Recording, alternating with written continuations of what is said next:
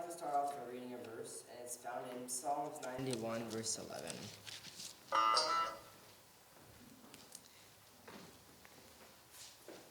And it says, "For he shall give his angels charge over thee, to keep thee in all thy ways." This is one of my favorite Bible verses, and it says that the angels of God come because God sent them to protect us and to defend us and to guide us in the way of God. And that's why it's one of my favorite Bible verses, because it has a lot to do with protection, and it is um, and it is a very nice verse. Okay, so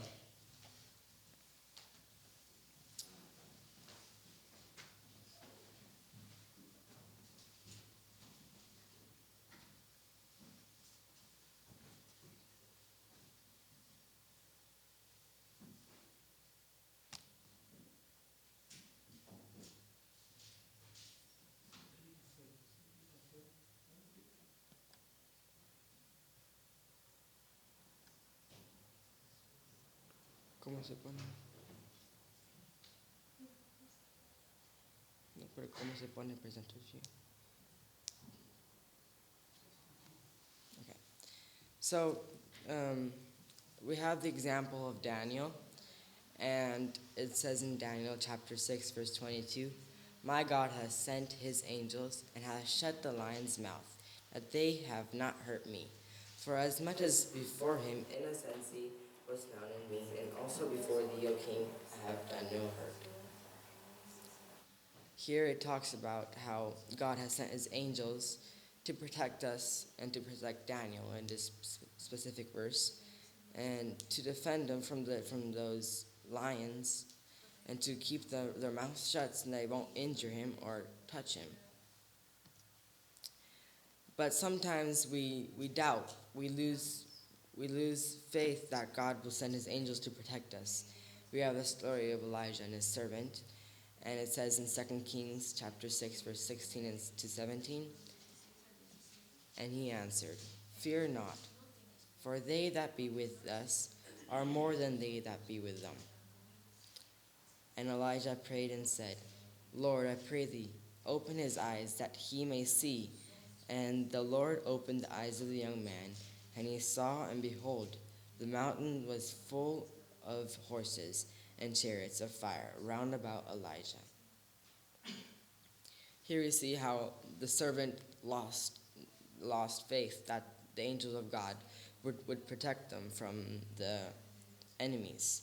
But Elijah prayed that God would open the eyes of the servant so he could see that God does protect us. And so God opened his eyes, and he saw a great army of angels on chariots of fire. We have this experience of Peter and John, where God delivers them out of prison, and here we see how God brings the angels so that they can show us the way we need to go. And it says in Acts of the Apostles, page 79, "The God of heaven, the mighty ruler of the universe, took the matter of imprisonment of the disciples into his own hands.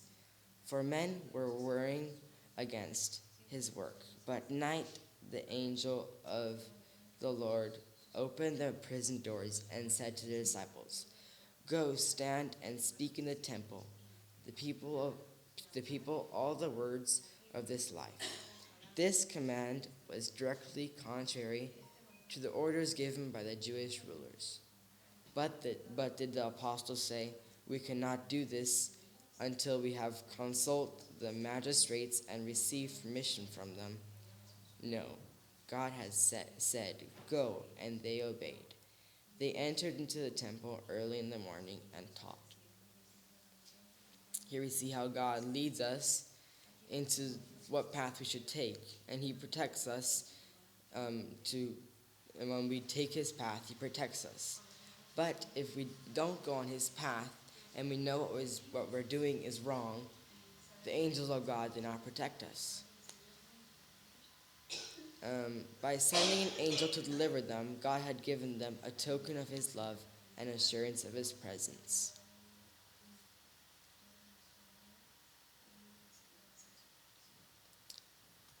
Billy Graham wrote, God hasn't promised that we'll never get hurt or sick or have other problems in life. Job, who knew what it was to go through hard times, wisely said that man is born to trouble as surely as sparks fly upward. But God has promised to be with us when hard times come. And one way he does this is through the protection of his angels. You may not see them or even be aware of their presence, but they still were looking after you during this accident and protecting you from even more harm. They also have been with you to help you in your recovery. Instead of doubting God's care and wondering if he has abandoned you, may your heart instead be filled with thanksgiving. Admittedly, we don't always understand why bad things happen to us. Someday, all our questions will be answered, but not yet. But by faith, we know that God's promise is true, for he will command his angels concerning you to guard you in all your ways. This is God's promise to every believer. It says in Early Writings, page 262, we must examine well the foundation of our hope, for we shall have to give a reason for it from the Scriptures. This delusion will spread, and we shall have to contend with it face to face. And unless we are prepared for it, we shall be ensnared and overcome. But if we do what we can on our part to be ready for his conflict that is just before us, God will do his part, and his all-powerful arm will protect us. He would sooner send every angel out of the glory to make a hedge about faithful souls than have them deceived and led away by the lying wonders of Satan. I'd like to tell a story now, and this happened in Africa, about a young man who was a slave, and he had to bring packages and carry them to other cities for his master. And he would bring packages of 20 pounds, and he would carry them on his head, and he would go long distances just walking with a group, and they'd bring the packages to other towns. And one day, the person who would wake them up to bring the packages, they said that they had to go, and usually he never worked on Friday or Saturday, or he would just work early in the morning on Friday. And the master knew this and wouldn't make him work on Sabbath or on Friday. And so he said, okay, what time do we go and how long is the trip? And the person who woke them up and told them where to go said the destination and the time until they get there. And it was about 3 hours of walking. And so he said, okay, I'll have enough time to find a church or to find a place where I can worship God and get prepared for the Sabbath and keep the Sabbath. But when they reached the place, and when the master was carried there, because he had servants that would carry him there after they reached the place with the packages, he told the servants that they had to go another 5 miles the next day, which was Sabbath, and told them to rest well. So that young man decided to go and tell the master he wasn't going to go and do it because of his Sabbath. And so he went to his master and told him, and his master said, I will punish you, and I will whip you, and I'll give you double the load, and I want you to bring the packages before Sunday morning. And so he said, okay. And so the master whipped him, and he bled and had bruises on his back. But but he knew that everything he did was to the honor and glory of God. And so he said, okay. And the next day he read the Bible, recited memory verses, ate the sweet potatoes he had, and and observed nature and just was calm there and paying attention to what's happening around him in the nature, the birds singing, the leaves falling, the stream flowing. And so his Sabbath was spent. But the master also told all the other people that no one was allowed to give him food or water. And so he said, and I will go once Sabbath has ended, once it gets dark. And so when it got dark, he prayed to God and said, Lord, I'm hungry, and I have this heavy load, and my injuries, they will not get me there on time for Sunday morning. And so he walked for about 5 minutes, and suddenly a man joined him. And he came from the ocean tide, where there was lots of water. He came to this young man and said that his master had told him to bring him food and water. And so he told him to come and to the sand, and that he had some sweet potatoes that were already cooking and that were ready for him and nice and warm. And so the young man said, okay. And so he went and he ate and he drank. And he said, well, I must be on my way because I have a long journey ahead of me. And then that person who was with him, who found him, said, asked him, where are you going? And so he told him it was his destination. And the man said, I'm going very close to there. Can I join you? And the young man said, of course you can join me. And then the other man said, I'd like to take your load. And so he said, well, if you insist. And so he took his 40 pounds, not 20 pounds because the master had doubled it. He took his 40 pounds and carried it. And it was quite a long distance. And they went and they talked, and he felt like every step they took, he was more encouraged of what he was doing was right. And when they were about to reach the place, the man said, well, I have to go now. And so he gave him the package and asked him if he could take the package for the last few minutes until he reached the master's house. And so he said, okay, I can do this. Thank you very much for helping me out. And so he went, and he was about to turn around to thank him for helping him out for this long journey he took. And when he turned around, he was gone. There was no footprints in the sand, and there was no marks or anything related to showing that there was a man beside him. And so he reached the master's house, and he knocks on the door.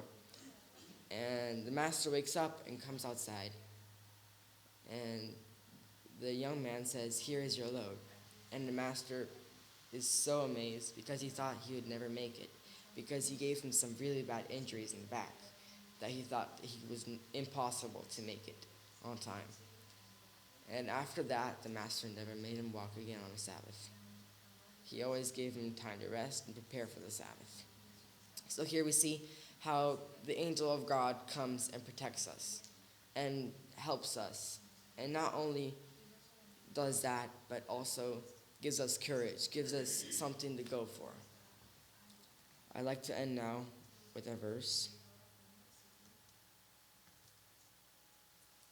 And it's in Psalms 34, verse 7. The angel of the Lord encampeth round about them that fear him and delivereth them.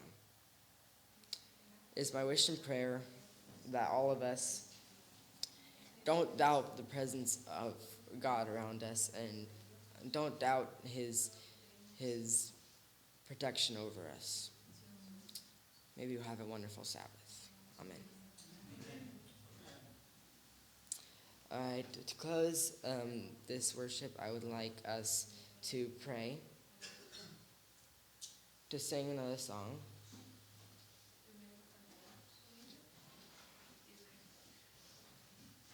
(134).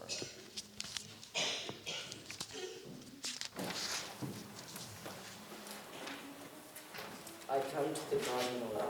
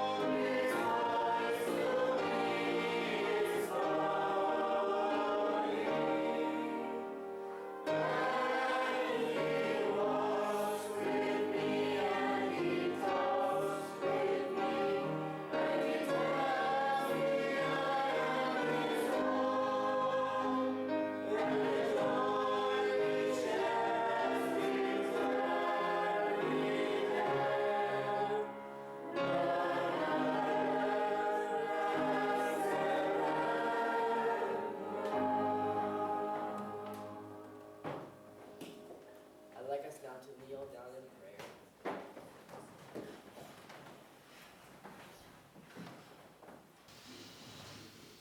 Our dear Heavenly Father, thank you that we can be here reunited together. Thank you that we got to start the Sabbath off. Thank you also that we finished our weekly work. And also thank you that we had this wonderful word.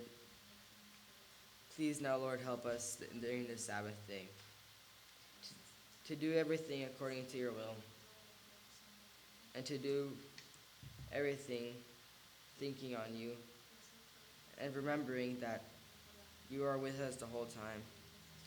Help us to learn, to understand, and to receive the word that we'll hear tomorrow. And please help us in this night. Help us on the way home. Help us on our sleep. And help be with all the family we have around the world. And be with all the missionaries traveling also. In Jesus' name I pray. Amen. With a silent prayer, we will end the service.